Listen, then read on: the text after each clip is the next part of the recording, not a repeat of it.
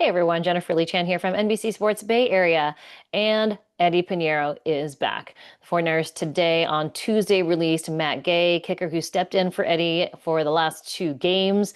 So that signals Eddy Piñeiro has recovered from his hamstring injury that happened in the Week 11 win over the Arizona Cardinals. Now, on that day, he did miss 2 point after attempts, and that's probably because he was dealing with that hamstring injury. So Matt Gay was perfect 4 for 4 in field goals and 4 for 4 in point after attempts, stepping in for Eddy Piñeiro during the last 2 weeks. Obviously, the bye week gave Eddy Piñeiro a little bit more time to recover. And so now he comes back on Sunday when the 49ers welcome the Tennessee Titans to Levi's Stadium. Now, Eddy Piñeiro has been really, really accurate. Not only is he that, but he offers a ton of energy. His taunting towards other teams, I'm sure not not what Kyle Shanahan is looking for in a kicker, but does add a lot of fun. Obviously, Kyle Shanahan says, as long as you don't get penalized, you can do whatever you want, you can have fun. And he is a ton of energy.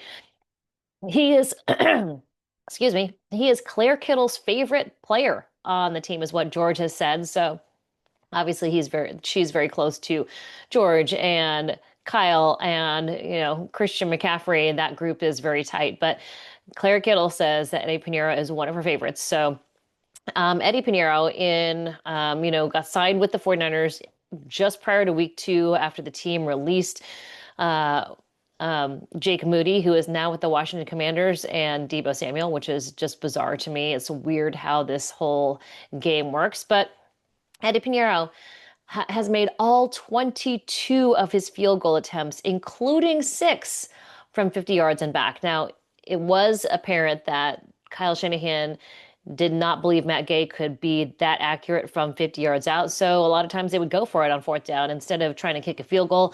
It does change the strategy just a little bit. If they need to get points on the board and they're 50 yards out, he'll throw Eddy Piñeiro out there. Different from Matt Gay, a little bit shorter range, but also very, very accurate. So Piñeiro has not been completely accurate with point afters. He missed those 2, like I said, in Arizona, and then 2 prior to that. So he's missed 4 point after attempts since signing with the 49ers in week 2, right just prior to week 2. All right, so there's a couple other moves that the 49ers did on Monday and Tuesday. On Monday, they placed Ben Bartch on IR, and in that spot, they signed Garrett Wallow off of waivers from the Broncos. So now he was a 5th-round pick from TCU back in 2021, and he played for the Houston Texans. He also played for the Tennessee Titans, and then for Denver in this season. So he's a guy who has played predominantly on special teams. He has 353 defensive snaps and then 671 on special teams. I'm not sure what they're doing here. I don't know whether Eric Kendricks is a guy that will play. Maybe they elevate him. I don't know if Curtis Robinson, what they're going to do with him. Maybe Tatum Bethune isn't quite ready yet. I think it does signal that maybe Tatum Bethune needs another week to come back from that high ankle sprain. Also, probably maybe not back quite yet is Sam Okuanu, who also has a high ankle sprain. So those 2 guys may not be back for this Tennessee Titans game, but should be back before the end of the season. There's only 4 games left, so they could be back for the last 3, maybe the last 2, but it all kind of depends how they recover this week. 49ers also released quarterback Adrian Martinez. Now, Adrian Martinez was active during that whole 8-game stint where Brock Purdy was inactive. He was dealing with that toe injury. So Adrian Martinez would have gone in if anything happened to Mac Jones, but Mac Jones was a freaking warrior going through. He had a PCL injury. He had other injuries that were going on. Mac Jones just toughed it out. Whatever your opinions were of Mac Jones prior to his stint with the 49ers, you have to understand that, or at least give the guy some respect for being so tough during all those games, dealing with injury. I mean, there are times where he was limping off and on the field, and you're like, maybe you should take a few snaps off, but he didn't. And Mac Jones is the reason the 49ers could be headed to the playoffs. Number 6 in the NFC, and that's really because Mac Jones came in there and did a fantastic job. So they released Adrian Martinez, and that is because they opened the practice window on Monday for Kurtis Rourke, the Indiana quarterback who played the entire 2024 season for the Hoosiers with a torn ACL. crazy. So he had surgery in January, and they really just thought this was going to be a redshirt year for him. So they did activate him, and he could play. He could, do mop up duty maybe towards the end of the season. Kyle Shanahan just wanted him to get some reps, but they also just wanted him to get some practice reps. So now he can go out there with the team. There's 4 games left. He can be the scout team quarterback. He can take reps behind Brock Purdy and Mac Jones. So it is good practice for Kurtis Rourke, who could be the backup maybe next year, maybe the year after, but next year because Mac Jones played really, really well. 49ers could get some draft capital for him, but maybe they just keep him because he played so well. What if something happens? Now, Brock Purdy has been, all in all, very durable as a quarterback throughout his career.